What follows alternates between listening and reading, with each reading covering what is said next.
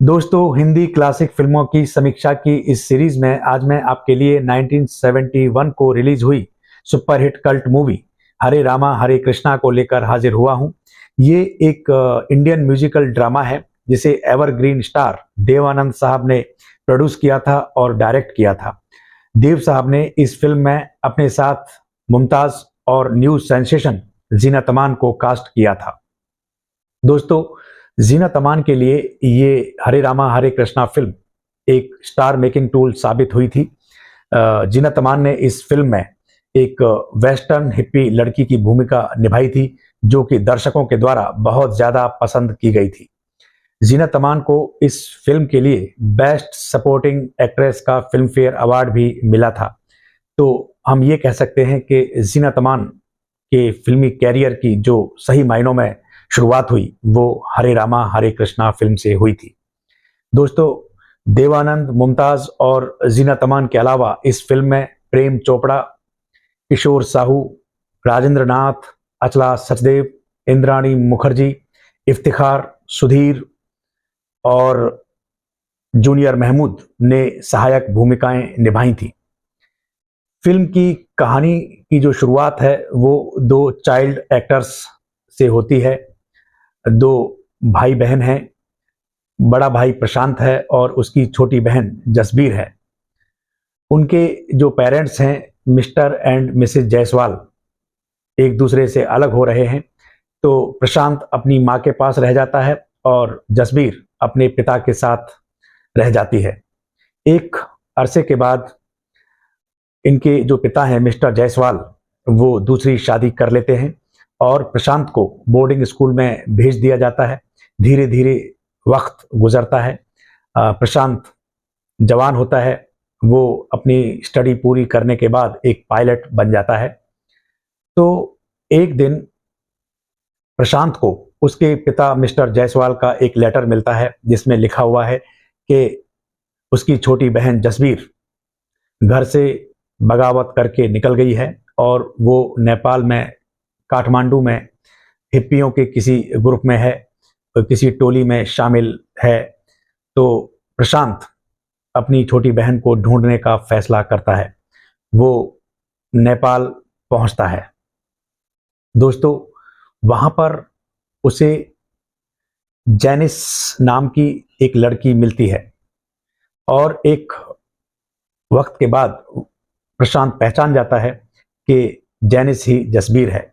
दोस्तों, यहां मैं आपको बताऊं कि ये जो जैनिस कैरेक्टर है ये असल जिंदगी का कैरेक्टर है। दरअसल हुआ यूं कि देव साहब अपने किसी दोस्त के बुलावे पर नेपाल के काठमांडू में गए दौरे के लिए। तो वहां पर उन्होंने यूरोपियन हिप्पियों की टोली देखी जो तरह तरह के नशे करके झूम रहे थे, अपनी जिंदगी को एंजॉय कर रहे थे। तो वहीं पर देव साहब को जैनिस नाम की एक कैनेडियन लड़की मिली जो खूबसूरत भी थी और जवान भी थी। तो बातों बातों में देव साहब को पता चला कि जैनिस अपने घर से भागकर आई है क्योंकि उसकी माँ उस पर रेस्ट्रिक्शंस लगाती थी जो कि उसे पसंद नहीं थे। वो आज़ादी की जिंदगी जीना चाहती थी, इसलिए वो नेपाल के काठमांडू में आकर हिप्पियों की टोली में शामिल हो गई।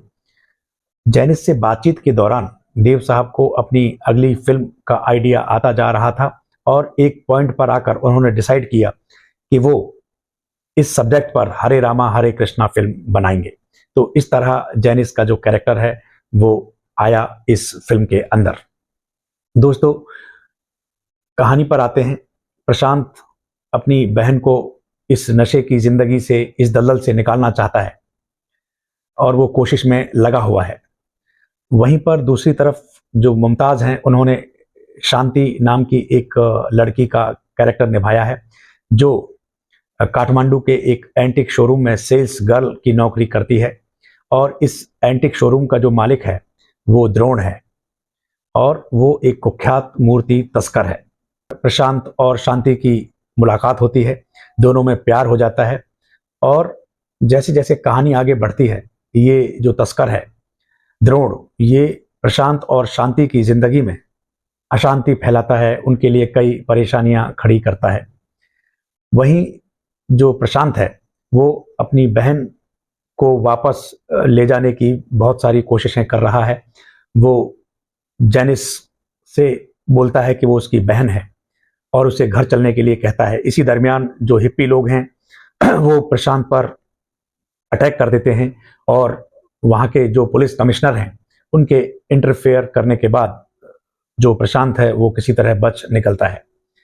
कहानी ऐसे ही धीरे धीरे आगे बढ़ती है और एक मोड़ पर आकर जैनिस देखती है कि उसके पेरेंट्स आए हुए हैं, प्रशांत है, और वो अपने परिवार से मिलती है। उसका हृदय परिवर्तन होता है। वो नशे की जिंदगी को छोड़कर फिर से अपने भाई और अपने माता पिता के साथ चलने को राजी होती है। इस परिवार का फिर से मिलन हो जाता है और कहानी के अंत में जो द्रोण है, जो कुख्यात मूर्ति तस्कर है, जो इस कहानी का विलन है, उसका भी पर्दाफाश होता है। उसके जो कुकर्म हैं वो उजागर होते हैं और कानून का शिकंजा उसके ऊपर कस जाता है।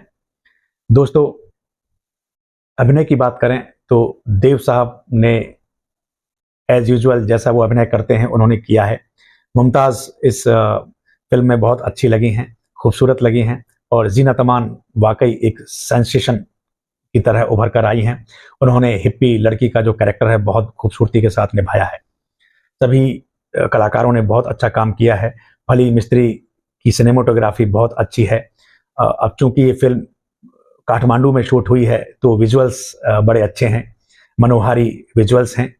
और दोस्तों, इस फिल्म के गीत संगीत की बात करें तो R.D. बर्मन साहब ने इस फिल्म का संगीत तैयार किया, आनंद बख्शी साहब ने गीत लिखे। इस फिल्म के सारे गाने बहुत अच्छे हैं। मुझे कुछ गीत याद आ रहे हैं, जैसे एक गीत है दम मारो दम मिट जाए गम, बोलो सुबह शाम हरे कृष्णा हरे राम। फिर एक गीत है कांचा रे प्यार मेरा सांचा, रुक जा न जा दिल तोड़ के। तो बेहतरीन गाने हैं और इस फिल्म की कथा, पटकथा, संवाद, गीत संगीत, सिनेमाटोग्राफी, डायरेक्शन सब जबरदस्त है। दोस्तों, कल्ट फिल्म है, गुजरे ज़माने की बेहतरीन फिल्म है। अगर आपने इस फिल्म को नहीं देखा है तो एक बार देख सकते हैं। आज के लिए बस इतना ही। Stay safe, take care, Vande Mataram.